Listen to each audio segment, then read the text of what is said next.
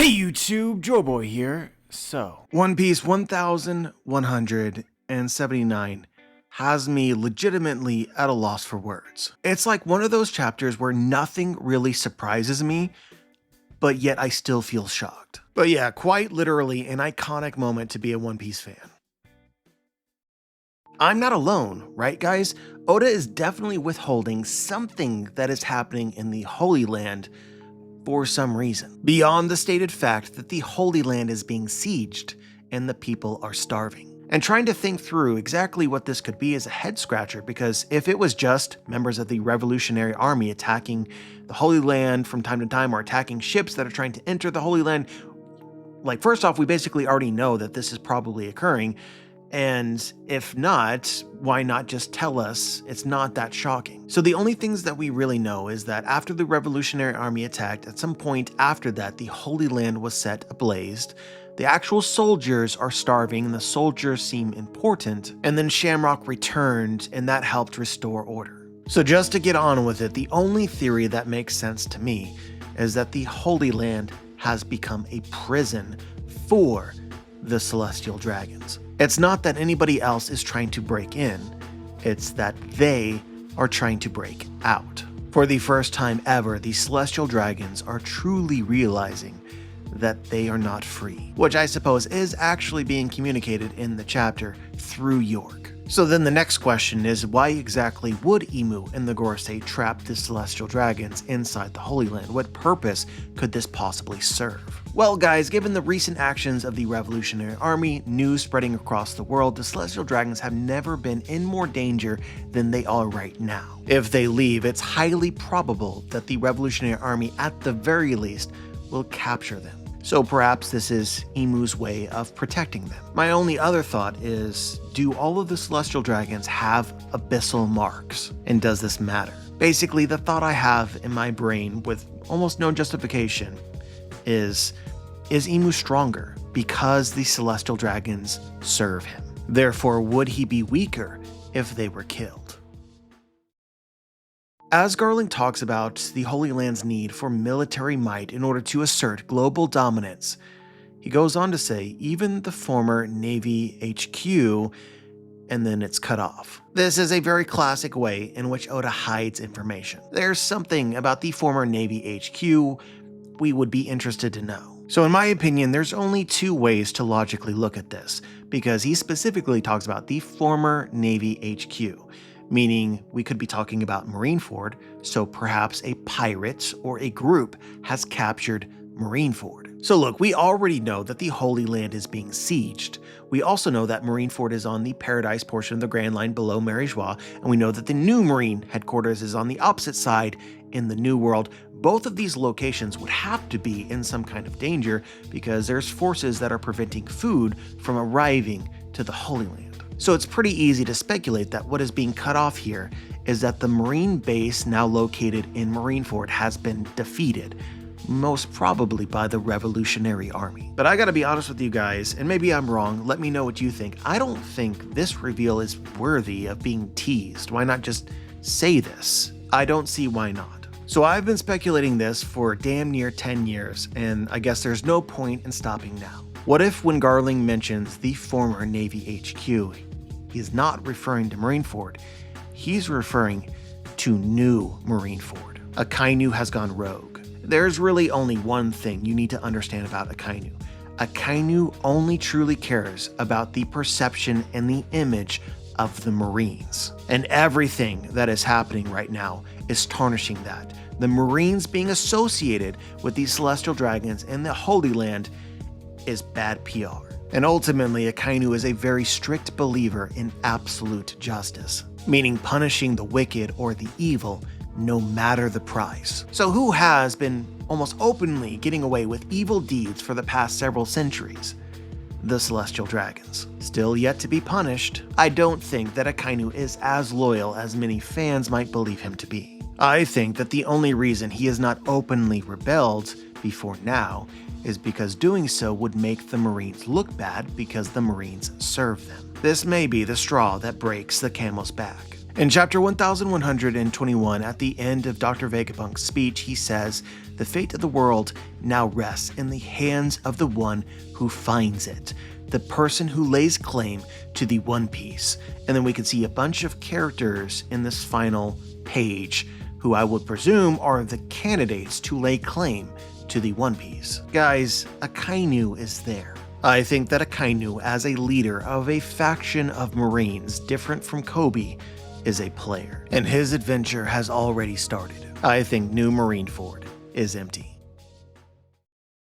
We were talking about Imu's inability to flip either Luffy or Loki, and there's a common theory out there that because they are Devil Fruit users, Imu cannot flip any Devil Fruit users. So what I said is that this theory, if it ever made any sense, certainly doesn't make sense now, because why would Imu even bother to try and flip either Luffy or Loki? Because he knows both are Devil Fruit users. He's had his fruit for 800 plus years. He should know whether or not he can flip Devil Fruit users. You would hope so at the very least. It would be incredibly trash writing for Imu to even try to do something that they know is not possible, and Imu should know this by now. So a user made a legitimately funny joke that the idea that Imu knows anything is funny because of all the things that Imu has overlooked so that we could reach this moment right now. Imu ultimately has done very, very little over the last few years, apparently, to stop any of this. My response essentially was that Imu has done very little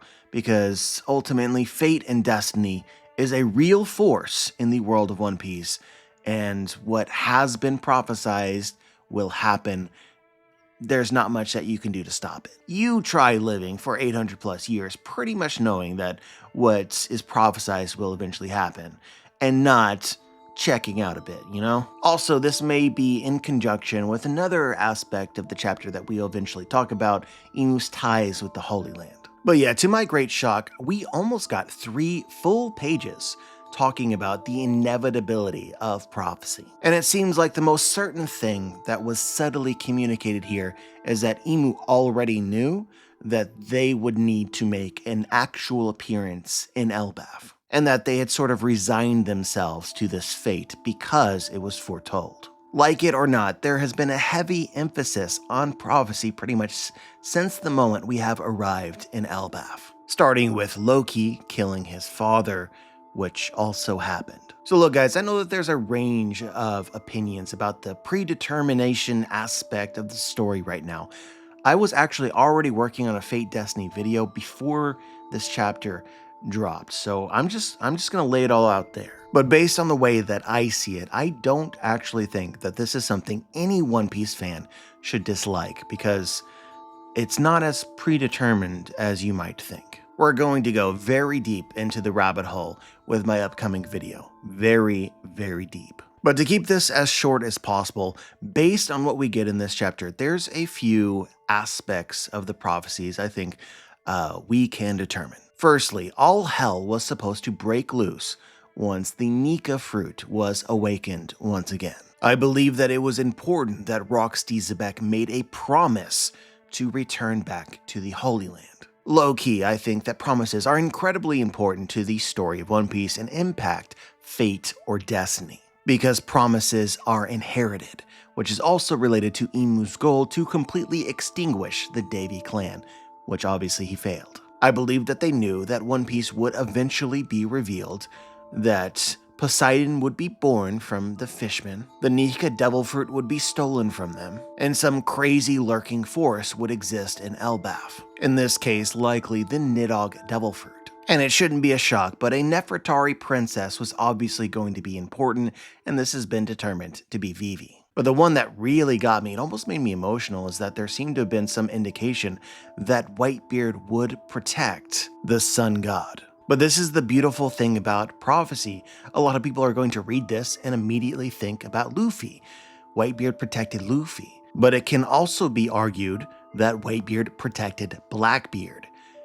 And it could also be argued that Whitebeard protected Imu. He guarded the throne of the king of the pirates. Or worst case here, if you have the guts to think about it, Imu could desecrate Whitebeard's grave, and then, because he is similar to the Shadowfruit user Gecko Moria, Edo Tensei Whitebeard at the end. Or maybe this will ultimately end up being the point of Whitebeard Jr. or Edward Weevil. But what killed me was the realization that Whitebeard absolutely knew that he had a role to play in prophecy, and most likely this is why he decided intentionally to protect Ace. Thinking about it makes me sad. But whether you agree with me about this in particular or not, there will be multiple characters that fulfill the prophecy, that could be interpreted as fulfilling the prophecy. So there's a question going around in the community right now of like, what exactly would be the point of Emu attacking Elbaf? What do we expect Emu to actually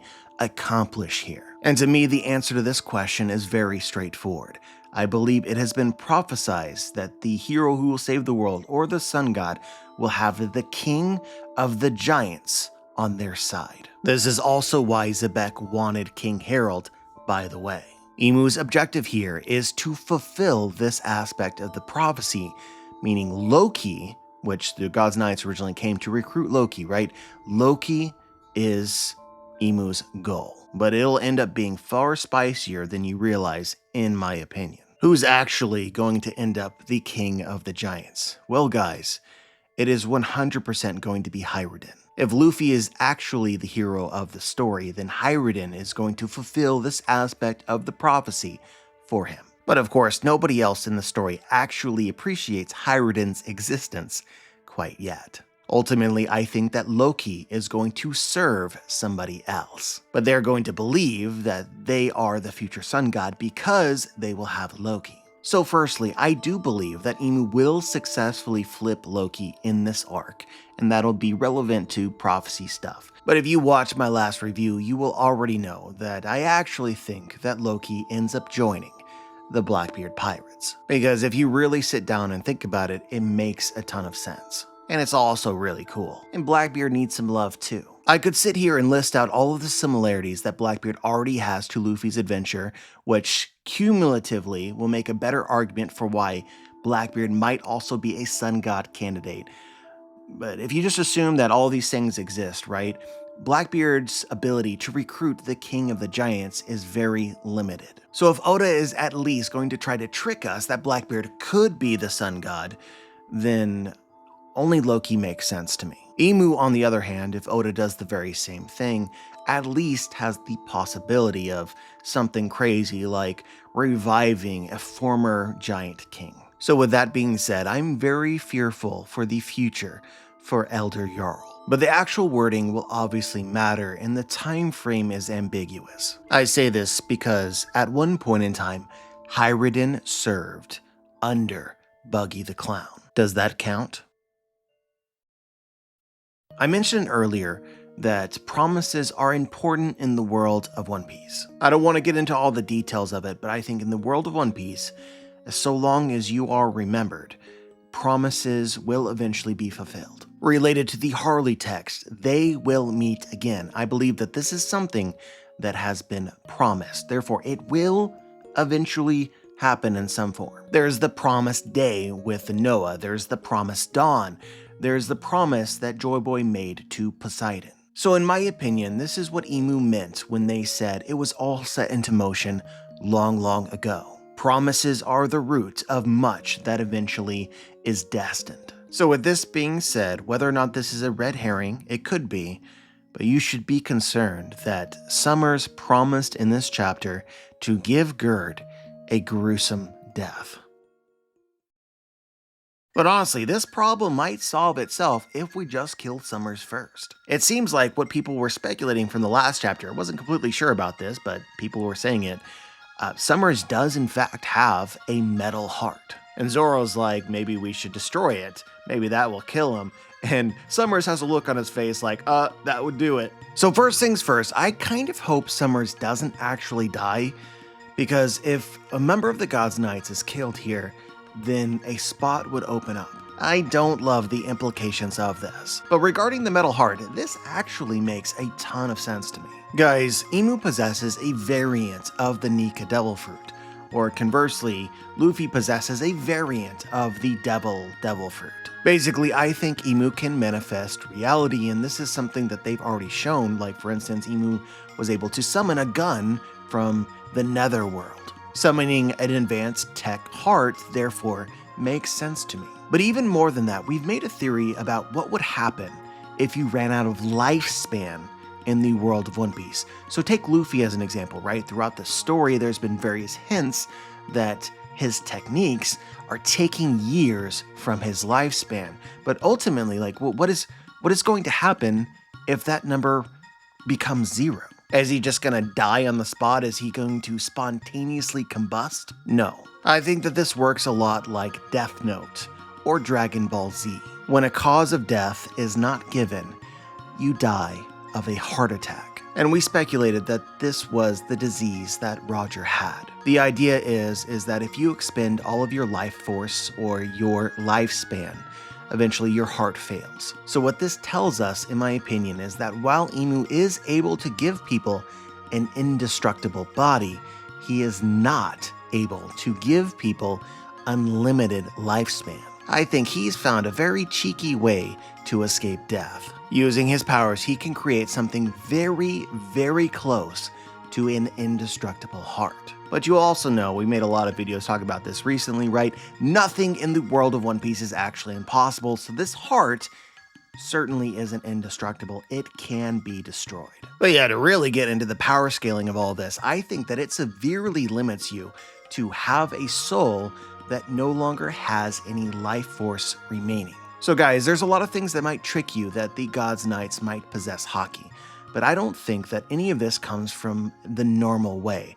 I think that they have a shadow-related haki. Shadow is a reflection of the body and the soul. I think the shadow is capable of doing similar things as the soul in life. But like the relationship between the moon and the sun, the shadow will never live up to the power of the soul. So a lot of people out there have been absolutely losing their minds that the Gorosei and the God's Knights have not lived up to their expectation, but this has been my expectation for a while. All of these undead folks cannot possibly be as strong as the strongest people in the world of One Piece because they essentially have no soul. Their soul has died. Or in other terms, their heart is cold. It has been turned to stone. Think about the relationship between Sanji and his siblings. Who's stronger? And as a side note, this is also why I believe that Figurlin Garling and Figurlin Shamrock will far surpass all of these other people because they actually haven't died yet. Garling will be, by far, the strongest Gorosei. You will see the true potential of the Gorosei through him because he has life force remaining. So I've pretty much already said this, so I don't think that there's any reason to beat around the bush. We know that Imu has returned to Elbaf. But guys, I do not love the way that Oda has decided to depict Luffy. Luffy still has not recovered from his use of Gear 5th, likely in part because Luffy still hasn't had anything to eat. And it appears the food that was supposed to be in the school is frozen, and Luffy does not have enough energy to actually eat it. And no one is bothering to help him. So look, will Luffy eventually find some food and fight again? Obviously he will.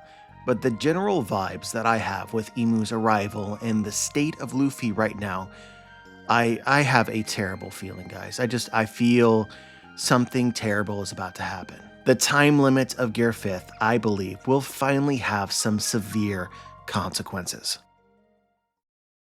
Luffy ends up asking Loki whether or not Loki killed Gunko because she's frozen.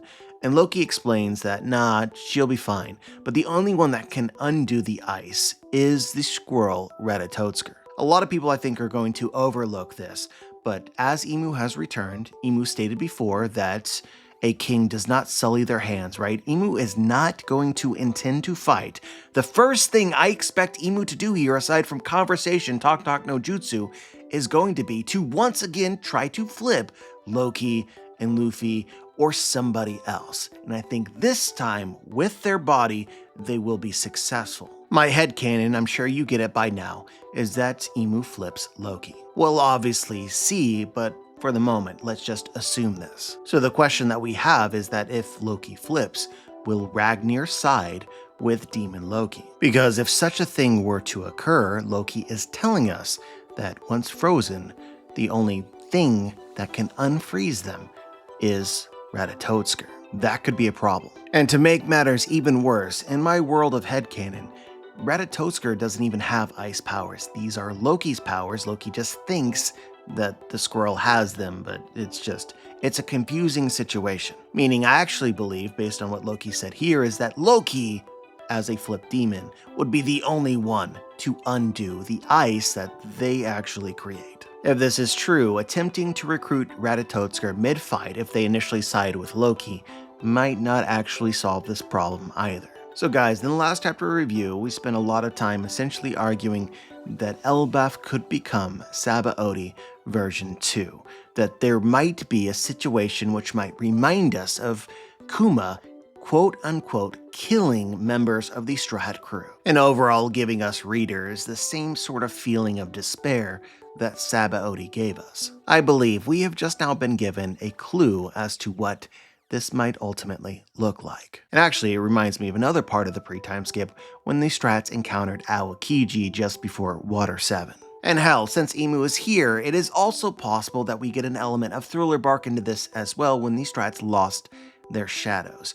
But you guys get the vibe I'm trying to convey, correct? But there is some good news in all of this, and that is the fact that I believe that anything is possible in the world of One Piece. Loki says only the squirrel Ratatotsker can undo the ice. I say, I don't believe you. But this may serve as important training for Luffy to realize his unlimited potential to do anything. I hope you also noted that despite everyone's best efforts, Elbaf is still on fire, and now Emu has returned. I can promise you it is going to get much worse than it just was. Guys, I straight up think Elbaf is screwed. The tree is going to burn and it's going to fall. Similar to Giant Jack and Skypiea, just like Ohara. This is, as Emu would say, inevitable. You cannot convince me that a prophecy does not exist, that the colossal world tree of One Piece is not going to burn and fall. That's ready-made for a prophecy. So I'm glad you guys were patient, because finally we can talk about the reveal of Emu themselves and their arrival to Elbaf. But full disclosure, I really have to dig deep here because a lot of this is overwhelming and shocking, and my brain is scattered. There's so much possibility and potential. It's hard to say anything.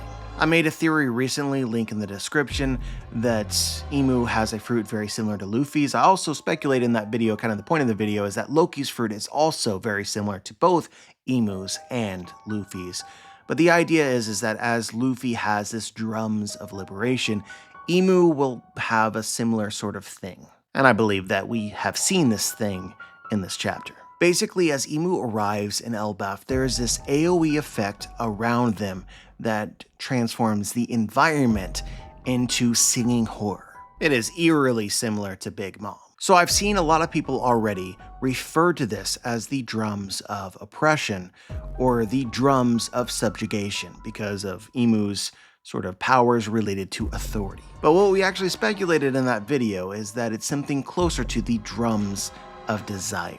Not gonna explain how we arrived at this conclusion, and to be honest with you, I could care less because all of this is insanely hype, so it can be whatever Oda wants it to be, man, I'm on board. But the actual effect appears to be to give everything around Emu this sort of evil life force. What I want to make sure that I say here is that I think that Emu passively by existing, similar to Luffy in the Drums of Liberation, is not only going to have an effect on these trees and stuff, it's going to have effect on people. For power scalers out there, it will be a feat to even be able to face Emu right now. But the one thing that I'm sort of expecting as a moment that I have to see is Usopp staring down awakened Emu. I think Usopp has the potential to surprise you. And once again, I just want to remind you that our original theory, which I still believe in, is that Loki also possesses a fruit that you would compare to both the devil and to Nika. All three of these fruits are essentially equals, with various strengths and weaknesses and differences. I do not believe that Loki is currently awakened, and the awakening seems tied to these drums or whatever they are. But surely you also think Loki will probably awaken here. Yeah, I think so. Let's just skip ahead so that we can fanboy for a moment. Imu's design is so breathtakingly incredible. Just to be honest with you, something that royally pisses me off from time to time is just how impatient fans can be for everything. How the fuck are you reading One Piece for 1,000 plus episodes and expect anything to happen like quickly? Bro, you gotta read it leisurely. I understand that this shouldn't make me mad, and I'm being kind of mean, and this is definitely I'm at the center of my own universe, and everyone should see the world as I do and understand everything I do. But God, it's disappointing. Once people catch up and start reading weekly, it just destroys some people, and some of you will know, I've had bad experiences with this in the past, and it still upsets me. Especially the pride angle, once people start digging a hole about how they're feeling because they can't grapple with the fact that the story is simply happening too slow because they are impatient. Anyway, I'm ruining an iconic moment because I feel the need to bitch. What is wrong with me? The point is that Oda is always taking his sweet ass time.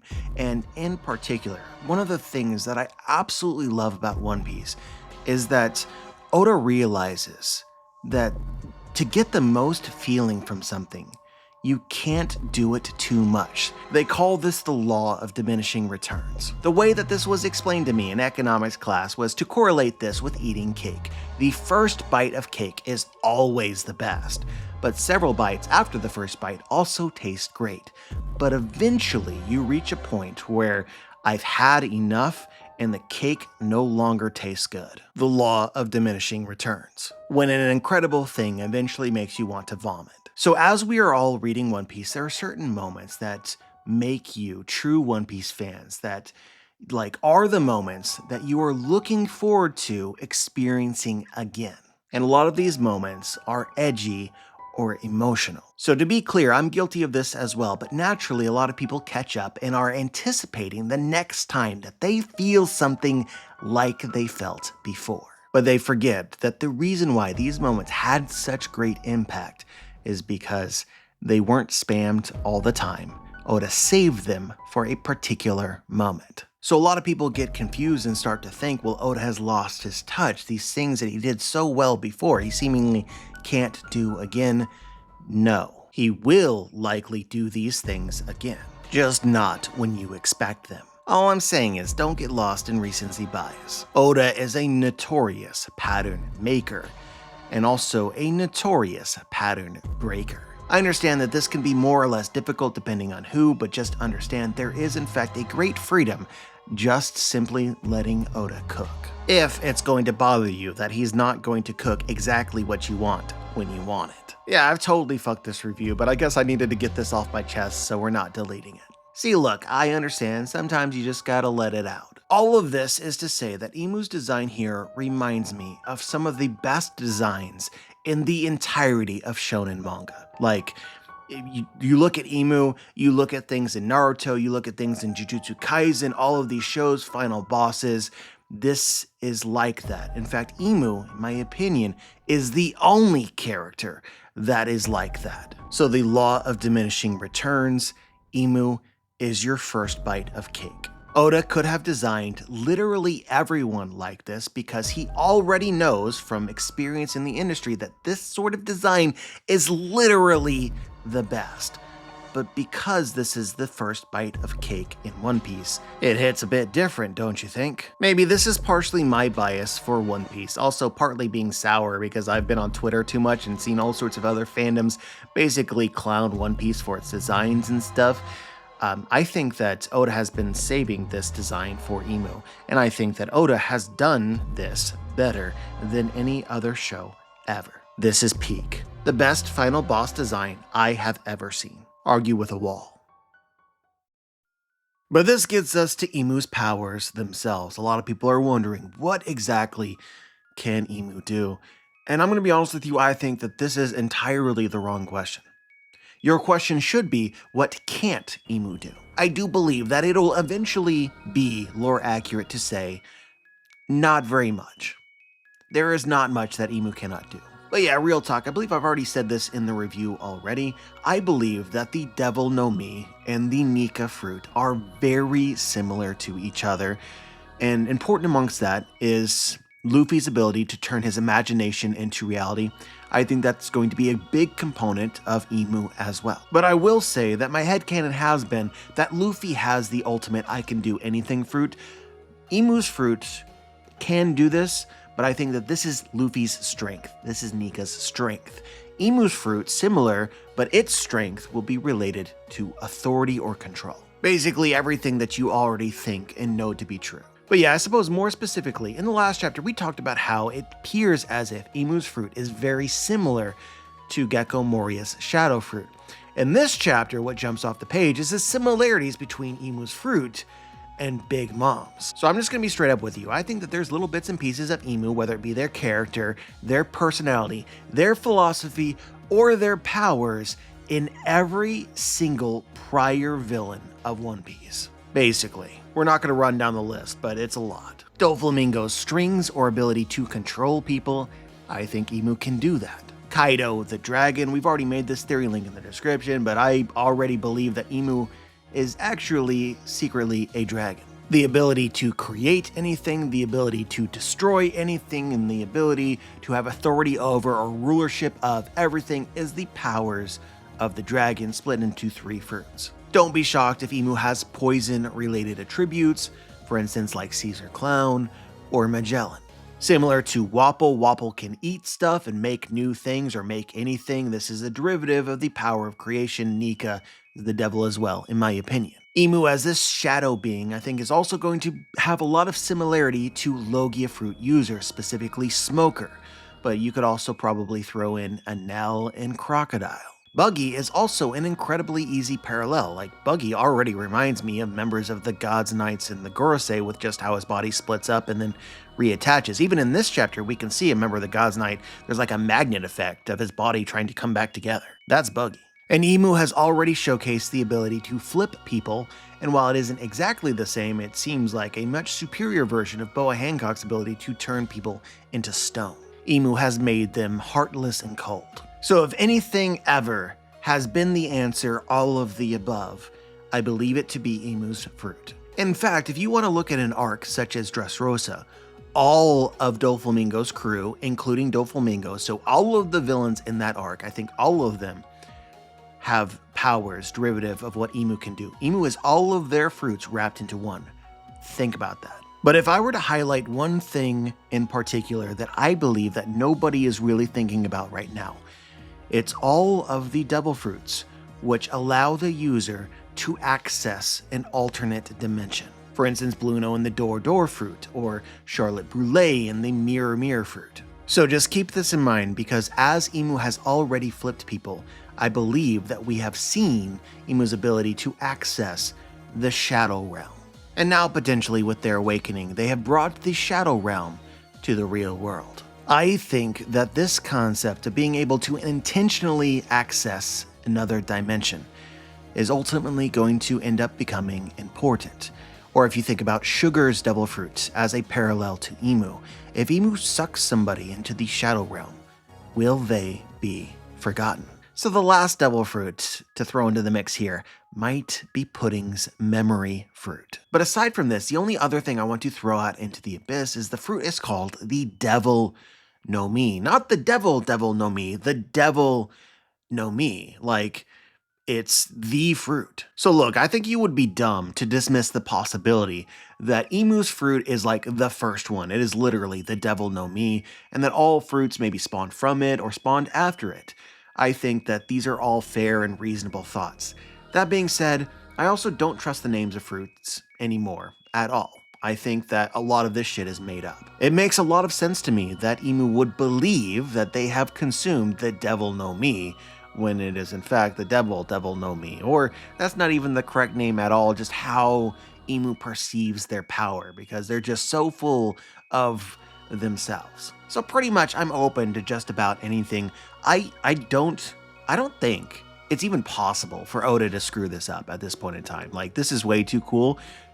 There's no wrong direction. However, what the name of the fruit suggests to me, and makes sense to me as well, is the name has to, in some way, represent the powers of the fruit. So if Imu at least believes themselves to have consumed the devil no mi, then I think that this fruit has the ability to grant devil fruit powers. I'm quite honestly thinking about the Gorosei right now, and I'm wondering to myself, are those real devil fruit powers, or are those Imu devil fruit powers? I'm also thinking about the eyes that are present in the Hagoromo, or the scarf thing. Are those devils peering out from the abyss, waiting to be attached to somebody? So look, at this point, we don't know anything, which means it's also the best time to just throw whatever against the wall, the coolest thing that you can possibly imagine.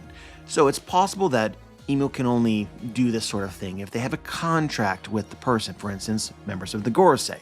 It's also possible that, for instance, for weak-willed people, maybe Imu can transform them into devil fruit-like monsters. Basically, a Zone Awakening gone wrong. In my mind, I'm thinking about the kids from Punk Hazard, but they have really cool devil fruit abilities. Also, last thought here, but we don't actually know what Imu's awakened fruit is supposed to look like.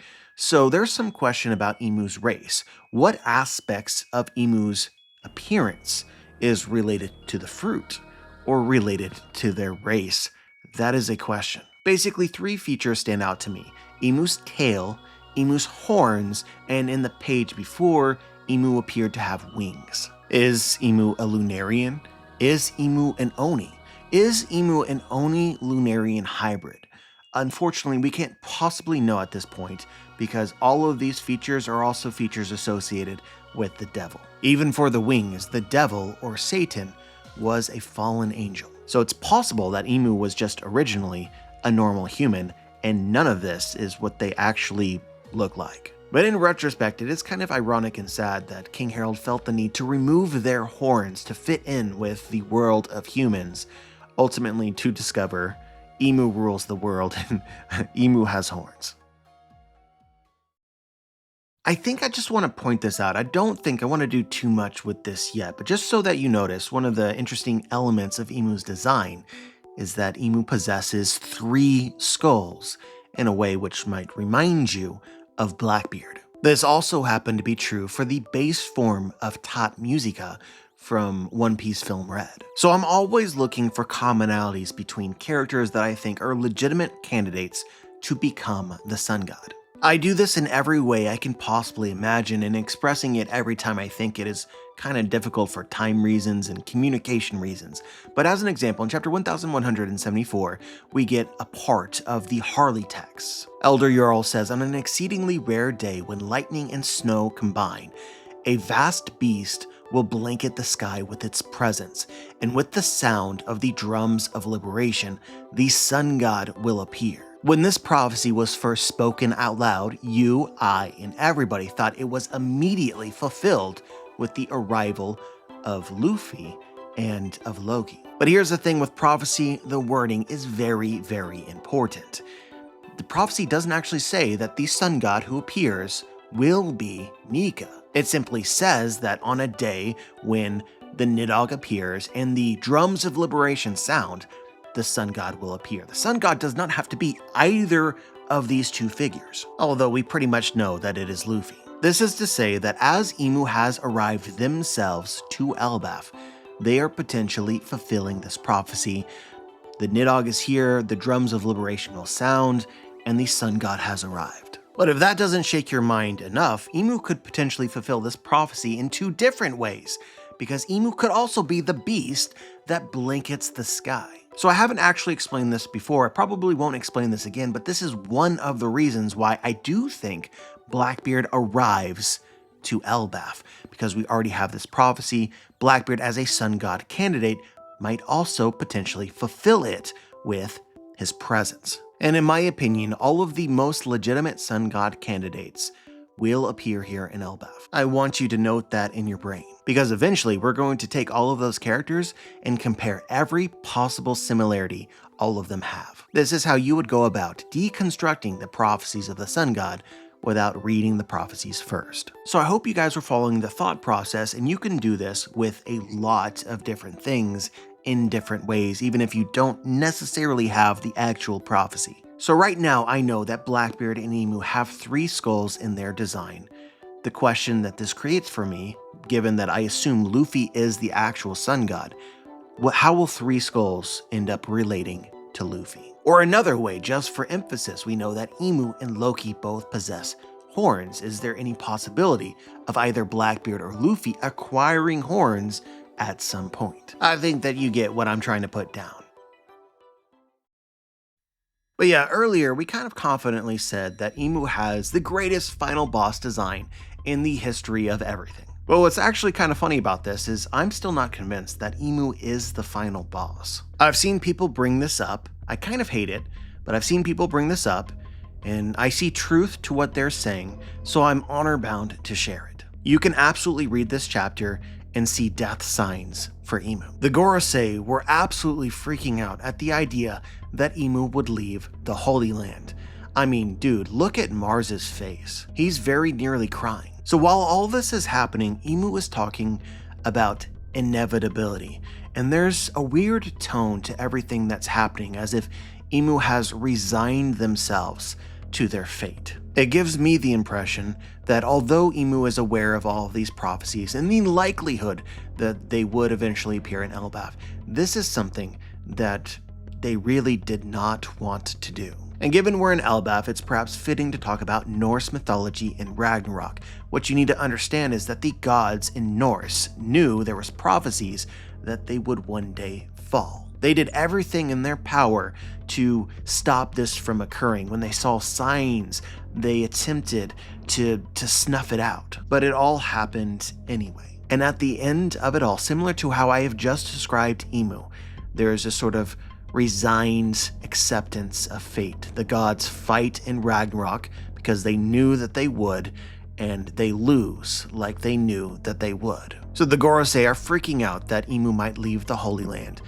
Emu actually arrives in Elbaf, and is immediately damaged and seems to be bleeding from his mouth. Essentially, Emu's immortality seems tied to the Holy Land, and now that they have left, something may have changed. A way that this could potentially make some sense to me is that Emu made some sort of contract that they would never leave the Holy Land, and once breaking this contract, they might have doomed themselves. So look, pure gut reaction here, knee-jerk. I hate this theory, the idea that Emu, this cool-ass final boss dude, arrives, finally shows themselves, and then immediately gets murked. I straight up hate it. But I'm not in the business of lying, and I've seen people say this, and they have an argument. But you guys already know me, right? I feel like I've established my role in the community is what I can do that I feel like nobody else can do quite as well as me, is I can always imagine possibility in everything. If something happens and you need a little injection of hope, I can be that guy for you. So Emu has a little monologue in this chapter, which I think says a lot about them, or at least how they want to present themselves. Emu says, "Workery, this is no mere coincidence. Arrogance, idleness, negligence, pride. Thou must cast aside these follies at once." All of this reaffirms my prior headcanon that Emu actually sees themselves still as the hero who is going to save the world. Long story short is I think that Emu has a particular version of freedom that they plan on giving to the world. This freedom will be a world absent of fear, absent of death, and pretty much everything negative. Maybe freedom is the wrong word here. Let's call it liberation. Liberating humanity from the horror of the nature of the world itself. Emu intends on accomplishing this using their devil fruit, transforming literally every life form into a demon that will live forever, and everybody else will die. Emu perceives this as a paradise. There will no longer be any need for conflict or war if everybody serves Emu. Emu becomes God. So with this being said, I think that Emu sees themselves in terms of the prophecies, sees themselves as the sun god. I also think that Imu knew the sun god is supposed to appear in Elbaf under these specific conditions. Meaning if Imu sees themselves as the hero, they need to leave the Holy Land so that they can fulfill the prophecy, which they obviously believe in. So look, will Imu eventually die? Yes, of course they will. But what I think that a lot of readers have picked up on isn't that Imu is destined to die in Elbaf. I think that if Imu believed that was destiny, I don't think that they would have done it.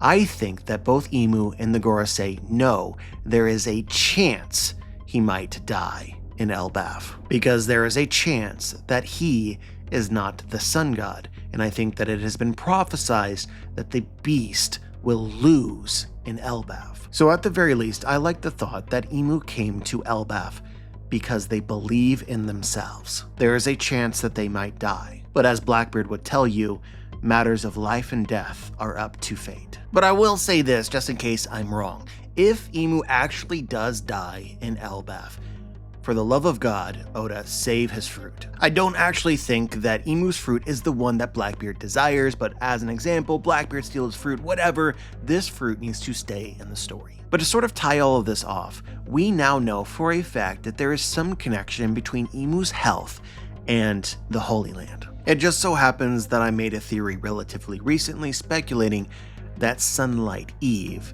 is the tree of life in the world of One Piece. We didn't actually know how Imu's immortality worked. A lot of the previous theories now seem probably not the case, so it really does open up the door that the reason why Imu has lived this long is because of Sunlight Eve, the life-giving tree. There are lots of variants of the story of discovering the Tree of Life in all sorts of mythology. Another name for the Tree of Life is the Fountain of Youth, the Holy Grail, the Philosopher's Stone. It's a tree associated with immortality. So with this being said, I really don't think that Imu dies in Elbaf. I also don't think Imu loses in Elbaf, but I've been wrong before maybe. We'll see, obviously. It's incredibly hype time to be a fan. But yeah, all of this being said, I still don't see Imu as the final boss of the entire series, and some of this substantiates it in my mind. The fact that Imu can't leave the Holy Land without suffering some kind of damage or being nerfed in some capacity, it's kind of a red flag to me. Despite spending a chunk of time here arguing for the possibility that Imu might lose in Elbaf, guys, I still think that I have a terrible feeling. It feels so much more likely for these Straw Hats to suffer some form of defeat instead. And my logic is the same as it was last week. I think the power dynamics need some kind of shifting. I think that a lot of fans, they're just so afraid of losing for some reason, or they're afraid of even hoping that these Straw Hats could lose because there's just been so much time spent with them winning. They always win. It's like when people say, fool me once, shame on you. Fool me twice, shame on me. Oda is a master at creating patterns which trap your brain. Because it's the same every single time, it'll continue to be the same all the way in the future, but that's not how Oda writes. Oda is very purposeful when he switches up the pattern. That is why you don't expect it. And we could be talking about anything here, not just the Straw Hats' defeat, but literally anything. This is part of why theory crafting around One Piece is so much fun and also sometimes frustrating.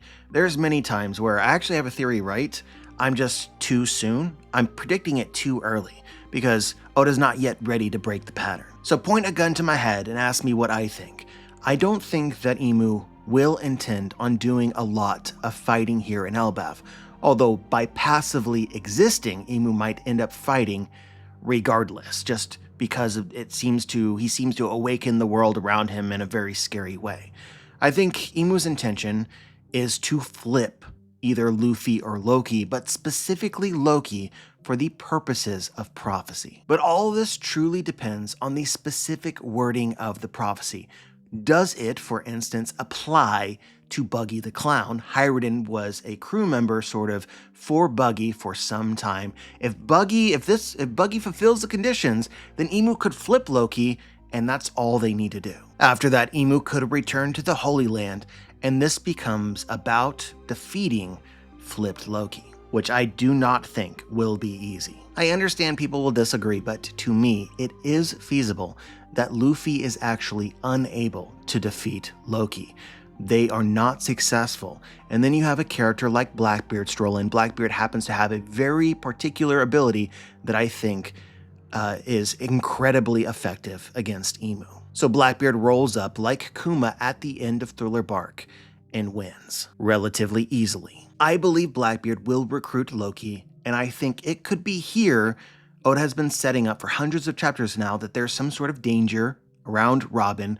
Other factions will want her. I think this is where the danger to Robin will manifest. So this is as far as I'm willing to go right now. This is sort of how I see the arc generally, along with the island of Elbaf itself burning and falling. So ultimately, this arc will give us vibes that will feel similar to Sabaody. But hey, nobody actually knows, and that's why we play the game.